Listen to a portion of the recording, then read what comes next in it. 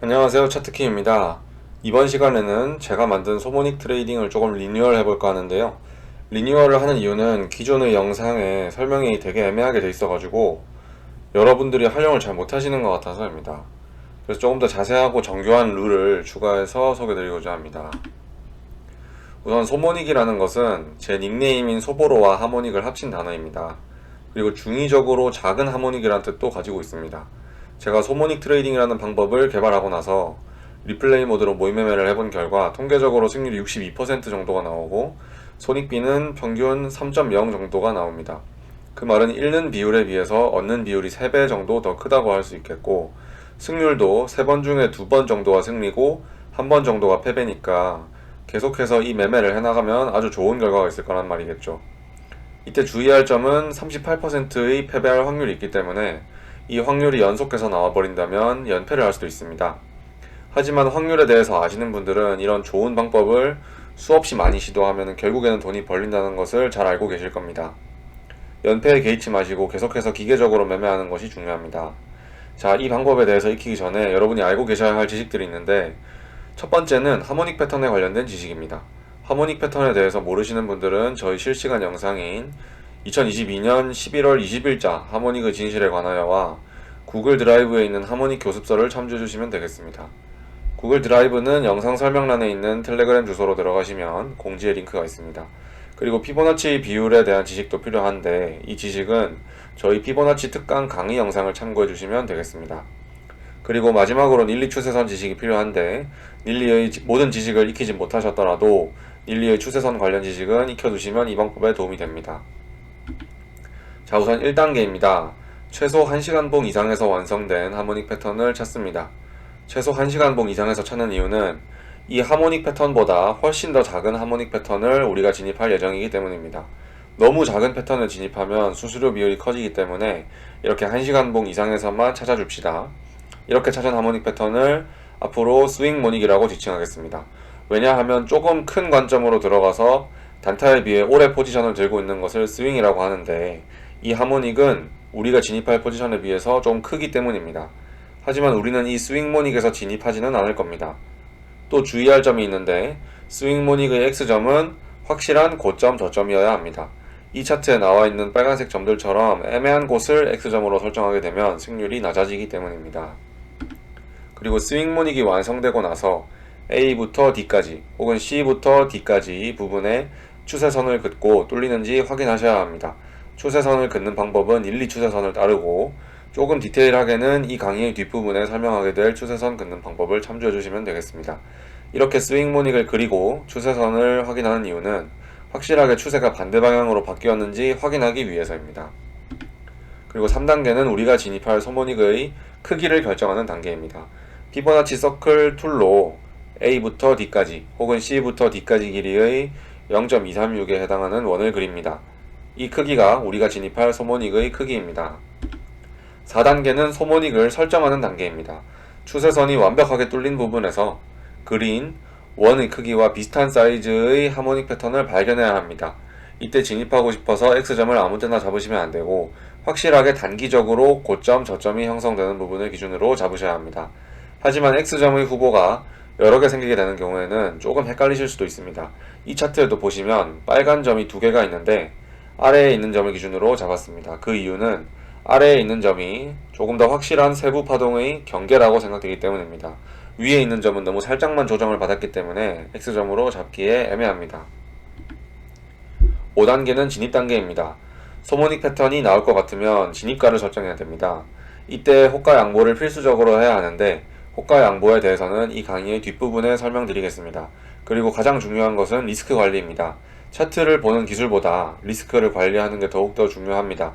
하모닉 공부를 하셨으면 하모닉 패턴에 대한 손절 라인을 다들 알고 계실 건데 그 손절 라인까지의 거리를 기준으로 포지션 사이즈를 계산합니다. 포지션 사이즈 계산기가 구글 드라이브에 있으니까 사용해 주시면 되겠습니다.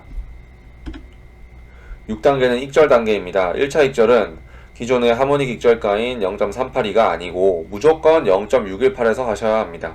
샤크 패턴일 때는 0.5에서 하시면 되고요. 그 이후에 2차 익절은 반대 방향 하모닉 패턴이 생길 때 해주시면 됩니다. 만약에 반대 방향 하모닉 패턴이 없다면 아래 그림과 같이 추세선이 뚫리는 부분에서 익절을 합니다. 이것을 트레일링 스탑이라고 합니다. 하지만 너무 급격하게 올라가서 추세선이 굉장히 가파르게 그려진다면 조정파를 기다린 후에 한 번 더 올라갈 때 추세선을 그려주시는 게 좋습니다. 또 하나 주의하셔야 할 것은 익절도 호가 양보가 필수라는 것입니다. 사람들이 익절하려고 너도 나도 포지션을 종료하는 부분이기 때문입니다. 그리고 7단계는 익절 라인에 도달하지 못했을 때를 대비한 룰입니다. 우선 0.618은커녕 0.5도 도달하지 못하고 돌아온다면 손절 라인을 수정하지 마시고 그냥 손절하시면 됩니다. 하지만 0.5부터 0.618 사이에 도달하고 아쉽게 0.618을 도달하지 못하고 돌아올 때도 있습니다.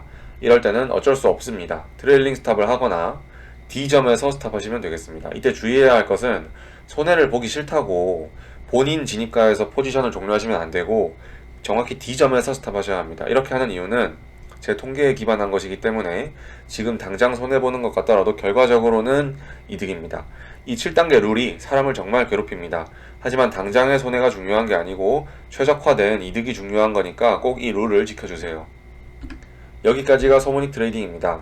이제 제가 설명드리기로 했던 추세선 긋는 방법에 대해서 추가적으로 설명드리겠습니다. 가장 먼저 추세선은 무조건 로그를 체크하고 그리세요. 왜냐하면 닐리는 로그 차트만 사용해서 이론을 정립했기 때문입니다. 추세선은 2번 닿는 추세선, 3번 이상 닿는 추세선, 그리고 평행 채널 이렇게 3가지로 구분이 가능합니다. 이외에 본인이 카운팅을 할 수 있다면 카운팅을 통해서 추세선을 그려도 상관없습니다. 하지만 그건 닐리 카운팅을 잘 하시는 분들만 활용해 주시면 되겠습니다. 하나씩 알아보자면은 2번 닿는 추세선은 신뢰도가 굉장히 낮습니다. 하지만 선명하게 ABC처럼 보인다면 그을 수 있겠죠. 실제로는 ABC로 카운팅 되지 않더라도 일단 그어봅니다. 이때 기울기가 너무 완만하면 긋지 않는 것만 못합니다. 기울기가 적당한 걸 그어야 뚫릴 때 진입을 할 수가 있습니다. 그 다음은 3번 이상 닿는 추세선입니다. 이런 경우에는 2번 닿는 추세선보다 신뢰도가 높습니다. 하지만 사실 닐리 책에서는 3번 닿는다, 4번 닿는다 이런 지식에 대한 설명이 없기 때문에 카운팅보다는 그냥 대중들의 심리적인 요인이 더해지는 거라고 생각해 주시면 되겠습니다. 그 다음은 평행 채널입니다. 가장 주의하셔야 하는 게 평행 채널은 원점부터 그리시면 안됩니다. 왜냐하면 평행 채널은 복합 조정에서 사용되는 것이고 OB 추세선이 아니고 BB 추세선을 그려야 되기 때문이죠. 평행 채널이 그려진다면 BB 추세선이 그려진다고 생각해 주시면 되겠습니다. 물론 아닐 수도 있지만 일단 소모닉 트레이딩에서는 상관없습니다. 이 BB 추세선은 뚫려서는 안되지만 반대쪽 A랑 C들을 연결한 추세선은 살짝씩 뚫리게 그려도 됩니다. 이 평행 채널이 한쪽만 그어지는 추세선보다 훨씬 신뢰도가 높습니다. 조정파일 확률이 높고 조정파이기 때문에 계속 진행되지 못한 채로 변곡이 나올 확률이 높기 때문입니다.